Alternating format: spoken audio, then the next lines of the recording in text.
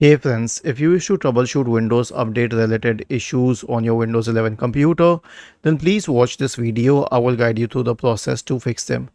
First of all, right click on the Start button and select Settings from the menu. Go to the System tab on the list on the left hand side, and in the right pane select Troubleshoot.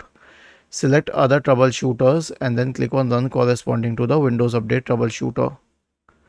The next solution will be to reset Windows Update component. So we have a script for you, and this will definitely fix your problem. Copy this script, search for command prompt in the Windows search bar and click on Run as Administrator. Paste the script here and hit enter.